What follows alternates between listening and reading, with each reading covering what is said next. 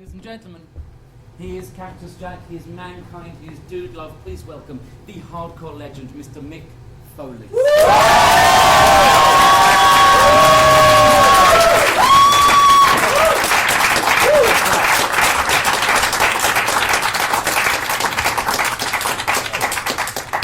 Pretty emotional, right? Yeah. My mic working? And everything. We can hear you? You can hear me okay? All right. Yeah, that was a nice video. It was the least violent one I could find. Yeah, they still it had was some violent, violence but with gentle song. Yeah. Yeah, the contradiction was it was really beautiful. Okay, we're going to get right into it, if that's okay with you. Nice. Sure, let's do it. So why are you a wrestler? Why am I or why was I? Well, I mean, you were known as a wrestler. Yeah. What made you choose that when you were young? You know what? I think it's the same thing that has made me follow this this comedy thing. It's that reaction from audiences, or tonight that lack of reaction.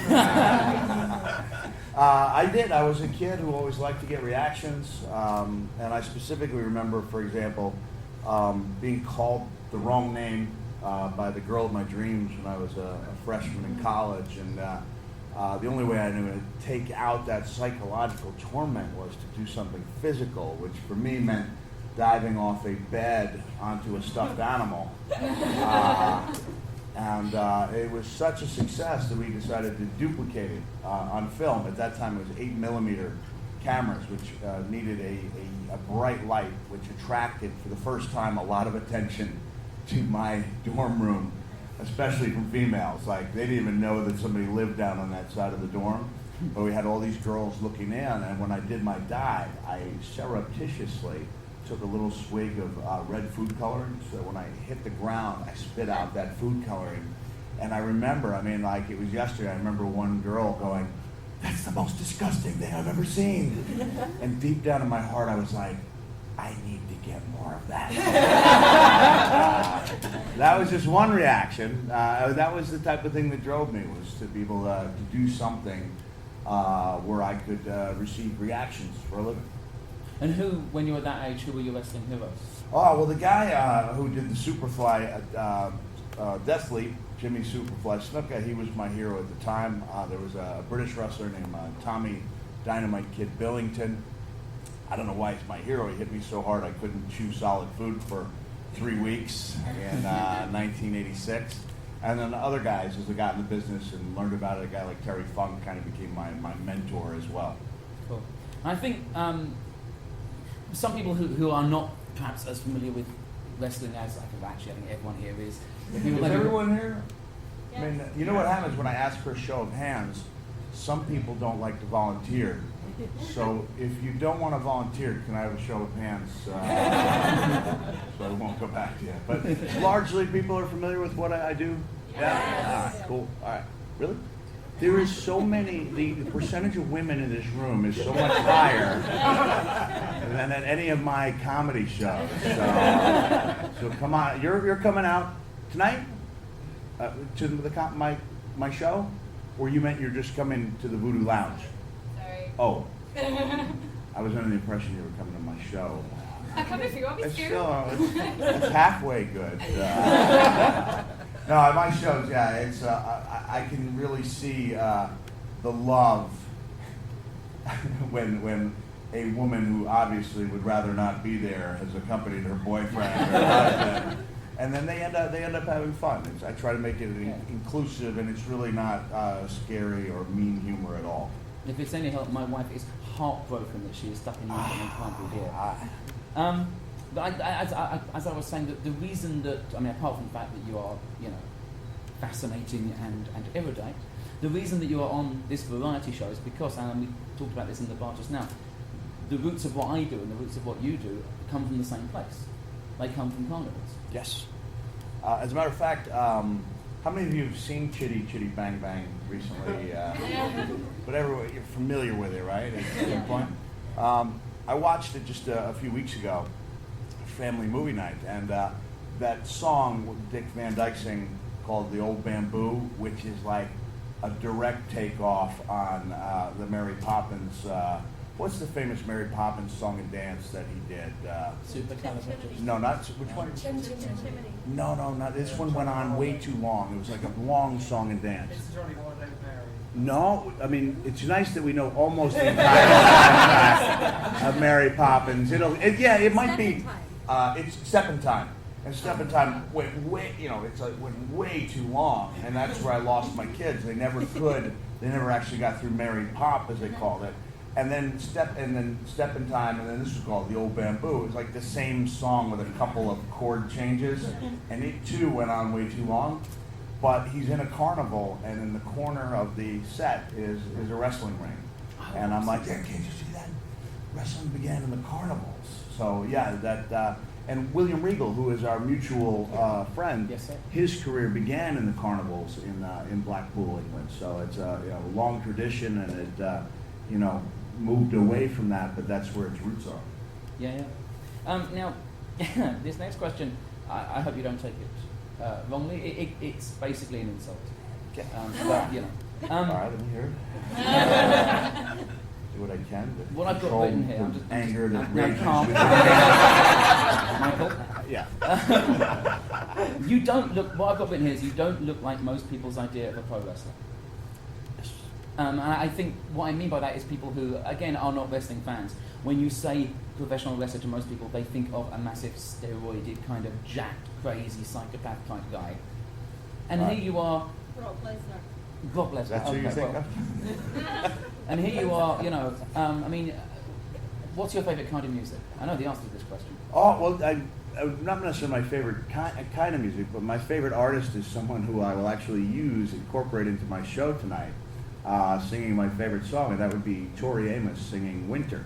Which is not perhaps a traditional pro wrestling answer to that question. And it's not traditionally the type of song that one would listen to before their most dangerous matches. And but you did? Yeah, if I had something really where I knew that the likelihood of being injured were good. Because I did some things that might be considered foolish out there. I would slap on the headphones, and it was only done on a handful of occasions. It wasn't like I always listened to that song, but the fact that that song and the matches that they helped create they're kind of intertwined in a way that I can't have them, remember the match without the preparation. So always very special. And she actually got her own chapter in my last book. So any of you are thinking about being really nice to me, you might get your own chapter in an upcoming book. Yeah. Just saying. I wrote half of it while you were out. Awesome. So talking of the books, how many is it now? What are we up to? Well, do we count children's books? Yes. We do. I've got a new children's book coming out for the holidays called A Miserable Christmas, based on WWE character The Miz. Is the school bully who learns a very valuable lesson from a new kid in the class, CM Punk. He's calling him the new kid. Hey, new kid, and it rhymes. And then he's all over CM Punk's case, because when they're writing letters to Santa Claus, CM Punk's not writing anything, and he's like, "No, I've got enough." and Miz is like, "Hey, put that pencil on that page before I get real rough. Don't you know there's no such thing as having too much stuff?" And then Punk says, "Hey, when I need a toy, I'll ask for one, but an unneeded toy is junk. Cut out all that new kid stuff. My name is CM Punk." Yeah! Not very often that you read a children's book and you get goosebumps. It's not often that a wrestler gets put over in a children's book. Well, I had to make sure. I got Punk's permission, and then I didn't ask for Miz's permission. I just went ahead and made him a jerk in my story. But honestly, when I submitted the book, and I don't know how we got segued into children's books, they were really happy with it, but I asked them if they were okay with the only vaguely happy ending, that Miz didn't actually learn any kind of lesson, and the children are kind of left rejoicing at the sound of his sobs being heard echoing throughout the street. And they were like, "Well, we were wondering how you feel about maybe making it a little happier." And I sat down, And I mean, I still feel, not that me saying, hey, it's the best 6 pages I ever wrote, is like John Updike saying it, but still, I think you can touch people in different avenues. And the last few pages I wrote of This Miserable Christmas are pretty good. So. Can I tell you a quick story about pretty good? You guys know the reference, right? Yeah. I did that at a London show, and people really, they got it and they laughed, they understood. It was Curb Your Enthusiasm.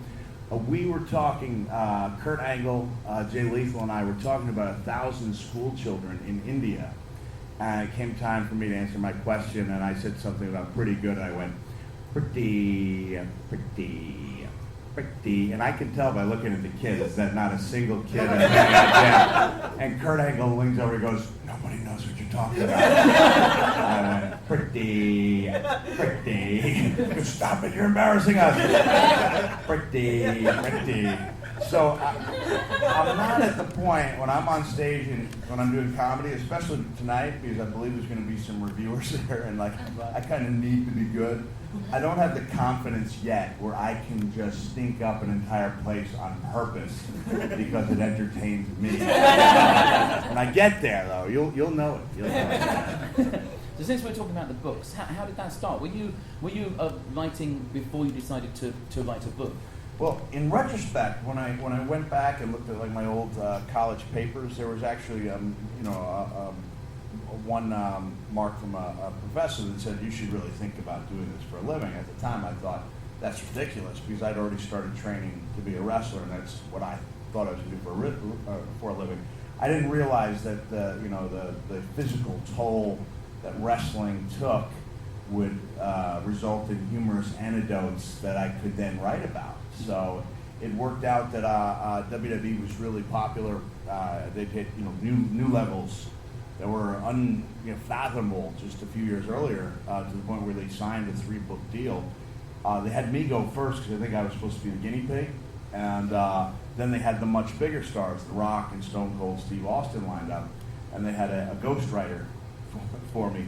And I spent like 3 days talking to the guy, and all of a sudden he had like 5 chapters written, and it was the worst stuff I ever heard in my life. I mean, I just really bad stuff, and just the idea that he essentially taken some words I said and then changed it and put it into his voice.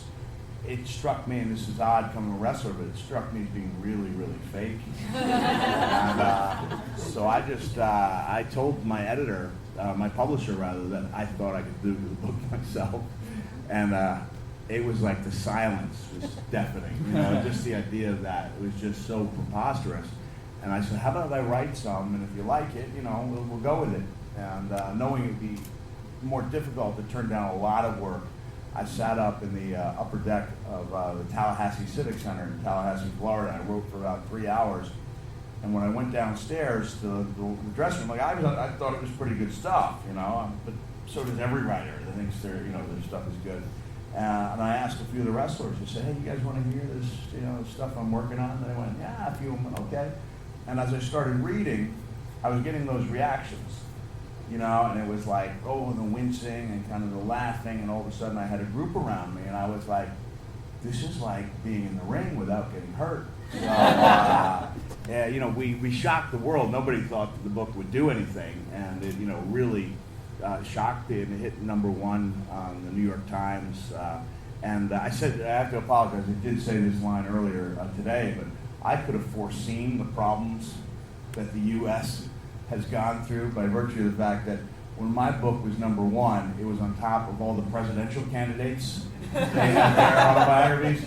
And ironically, or sickeningly, with the exception of one candidate, Senator Bill Bradley, all of the other candidates had their books ghostwritten for them. Whoa. So when you've got a wrestler doing his own writing and the future president of the United States letting someone else do it and then take the credit for it, your country's in tough shape.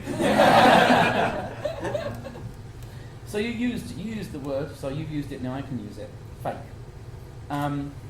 I think, for me, and I'd like to kind of come at this from a perspective of theatre, and I think a lot of people in this room are performers who work in cabaret and theatre, that for me, apart, I mean, obviously, what I love about wrestling is all the same things everyone else loves about wrestling. Yeah.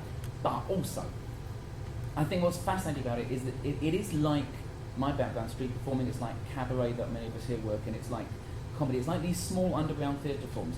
In that, if you don't know much about it, it's easy to dismiss it. Oh, sure. But the more you look, the more you see that it's working at a really complicated level. It's high-level theatre. I talked to a British independent wrestler actually, who reminded me that there are 4 performers in every wrestling match: the 2 wrestlers, the referee, and the audience. Yeah, right. Yeah, the audience is a vital part of it, and there are times when different companies have tried to have studio audiences. I mean, and I'm not picking on total nonstop action, because they were a great group to work for, and I should have appreciated them more while I was there. But that studio audience, it just sucked all the life out of the room, because it was a combination of really jaded wrestling fans who were there every other week, and people from Universal Studios who just wanted to get out of the heat.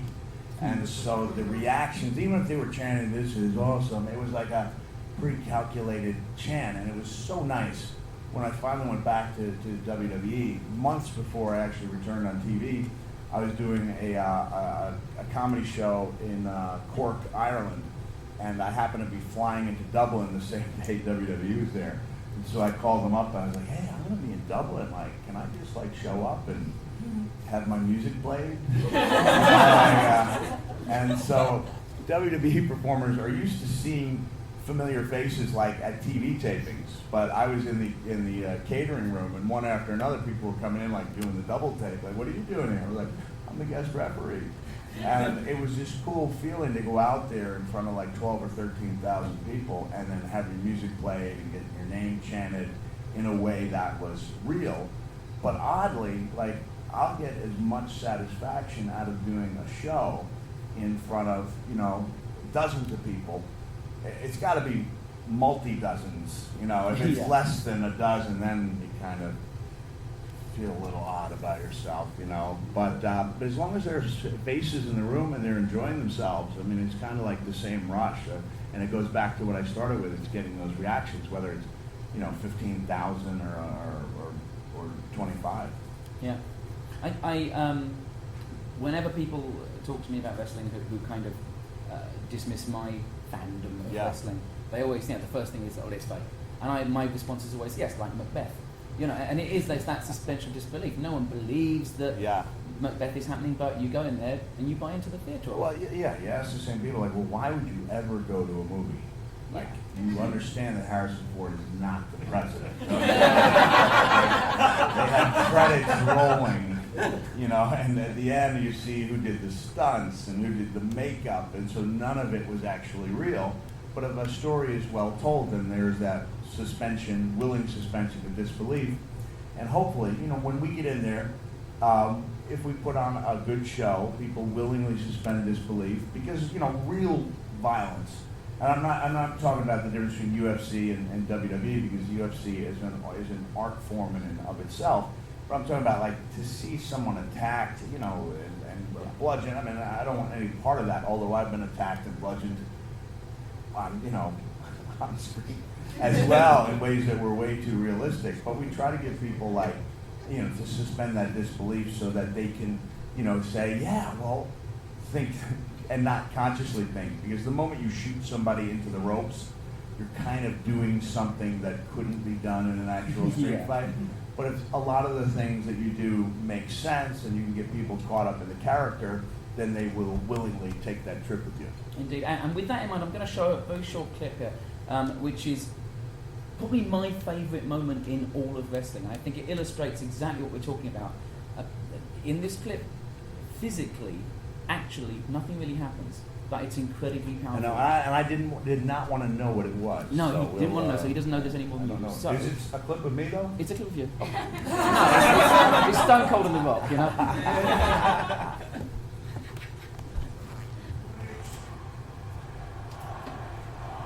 That's the fake Mankind, by the way, in the ring. How much more do you want from me?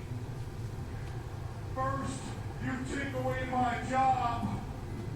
Then you bring this idiot out there and you take away my dignity. Then Monday night, you take me and you ruin my face. And I'll be honest, you're the best in the business right now because you are without a doubt the game. So it saddens me to say that after the beating you gave me on Monday night, one thing mankind is not is ready to face you in a street fight at the Royal Rumble in Madison Square Garden. But I think the WWF fans deserve a substitute in that match. What I'm going to do, Triple H, is I'm going to name him right now. As a matter of fact, I think you know the guy.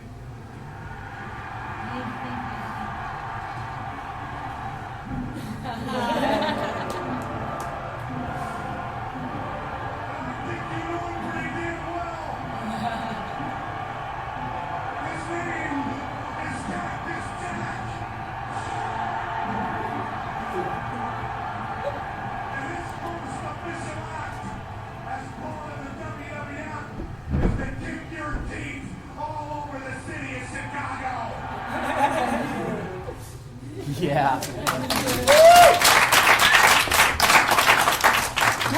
And that is exactly what I'm talking about. That is some massively high level theatre. Because But you go ahead. because You were in the middle of complimenting me. So go ahead.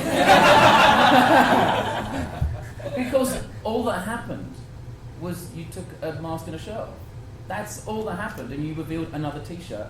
But because the audience knew the mythology of the character you were shedding and the new character you're becoming, suddenly we believe you are now more powerful and you can now be. That's an amazing thing to do. And it all hinged on Triple H's reaction. Yeah. Because if he'd gone, he's the same guy with a shirt on. Whoa! That would have been funny though. And we did a DVD where he was asked about that, and his answer to me was, really very profound. It was simple, profound. He said, on one hand, it's the same guy, but it's not the same guy. Yeah. And it's like that's an answer that all the fans kind of got.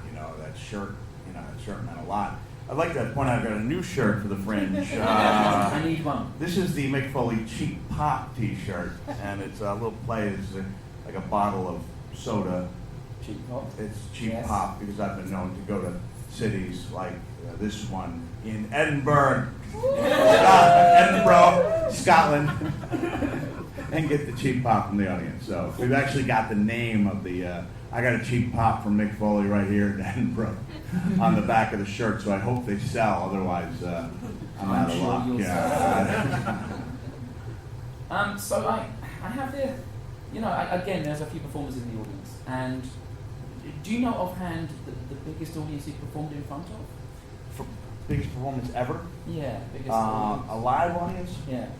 I never did like the 80,000 that a couple of WrestleManias have done, so I've done a handful of 65,000. Okay. But oddly, when I was at the Tokyo Dome in 1995, we had 65,000 people out there. And at that time, it was the largest paying crowd to ever watch a pro wrestling show. I almost single-handedly closed the show because we tried to light a board on fire, and I didn't know that was against the fire codes. And our owner was so upset that when we returned from the match, he proceeded to slap the referee several times across the face for a move he had nothing to do with. But even before I went out, as I'm waiting there on the ramp, I was thinking more about the show in front of 1,000 people that we were going to have at the ECW arena. And so again, it goes back to that feeling and that mood and being able to create emotions. Can I say, it's funny that in the Stand magazine, I'm listed under the cabaret section. I am. It's not under comedy, but we have people who dance, or do we have singers? Do we have singers? We have cabaret performers here. We have singers. We have magicians. Who else do we have here? I can't see it. And you're going to have comedian over there and street performers. I know when I went to the theater and saw the play Fosse with my wife, that it was tough for me to enjoy because I was watching the dancers drop to their knees on the hard floor, and I was like, oh, don't they know how much it's gonna hurt? And so I could feel for them, and whenever I see somebody doing something that puts them through a lot of pain, things especially I know are going to have lasting effects. I always want to make sure they understand the consequences of their actions. It's an interesting thing that, I mean, you are renowned for injuries almost. Yes. And obviously, that's not good. It's not good to be injured. But I mean, maybe I'm wrong. I think there's something almost noble about sacrificing parts of your physical self for your audience, for your craft. Either that, or these people are just sadistic. You know what I mean? I tried a lot of things, and some of them didn't work out, and I just honestly would hope that when they didn't, it would be on video. So that I could have it, and that's one of the differences between wrestling and comedy, is that if something didn't work out, it might as well fail spectacularly. You might as well have it, on video in a way that makes somebody look good. Whereas, especially if you're at the Fringe, A, you don't want to fail, and B, you want everybody to forget about it as quickly as they can. So I'm kind of at a dilemma because I'm like, I'm here at Edinburgh, like, I want to do new stuff. Like, I want to, I have ideas. And then I have people like Brendan Burns like yelling at me in Montreal, you don't debut new material. Montreal, same thing as Edinburgh. Like, you try to go with stuff that's seasoned, stories have been told. But I've got, I'm going to try to tie in my trip to India and the overwhelming grief I felt at seeing all the kids in the street, and how I was emotionally supported by an adult film star. And she was there for me, when I was really down, because it turned out she had been a missionary before she became an adult film star. And it's like, wow, I am so lucky to have that unique crew of friends. Somebody who actually understand how much it hurt me to see these kids, Yeah. And then I'll try to turn that, and then I'll try to take a personal story and then turn it into an experience at the Fringe. And I don't know if it'll work.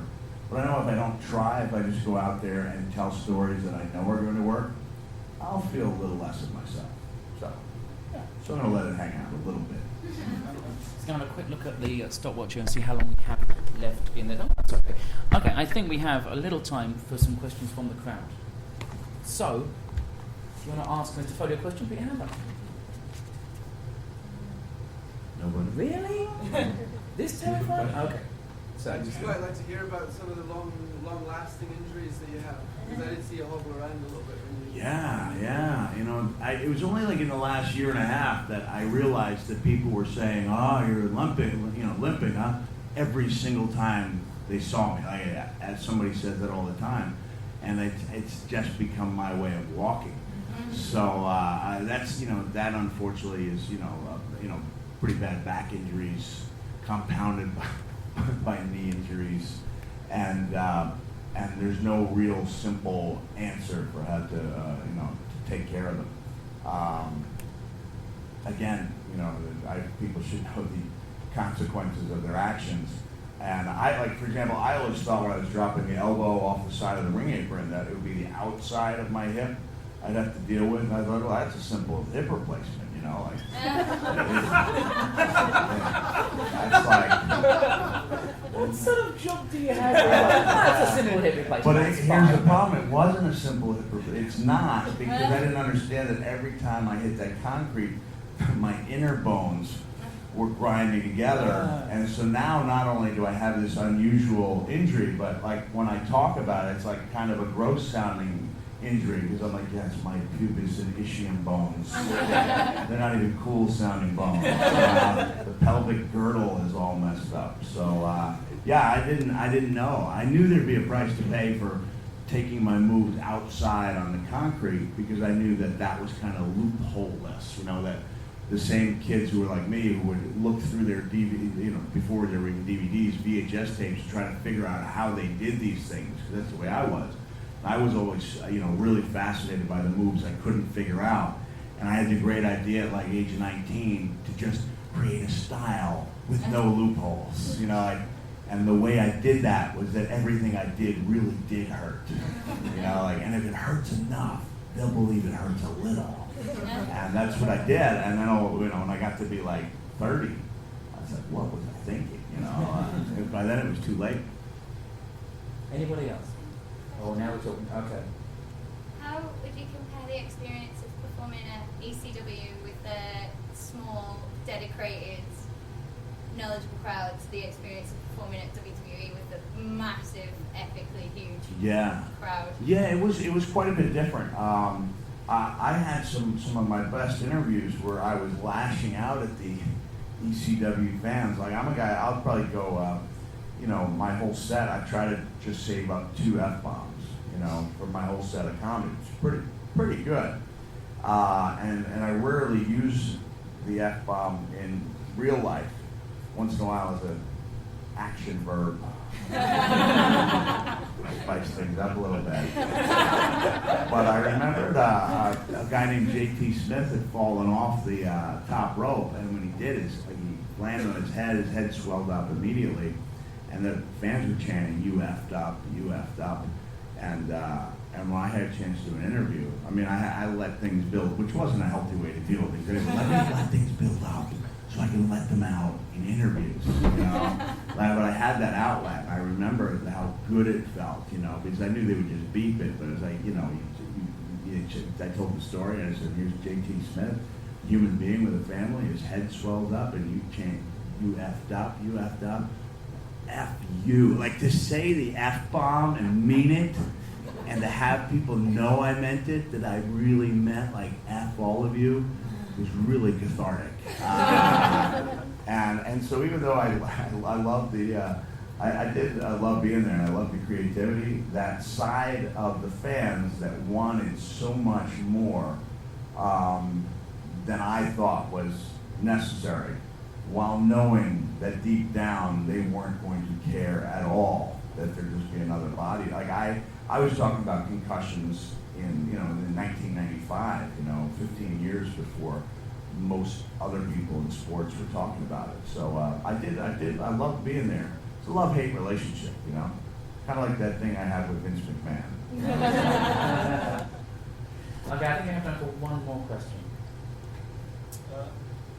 I think there's a lot of, in the wrestling fan community, there's a lot of nostalgia for the Attitude Era, which obviously you're a massive part of.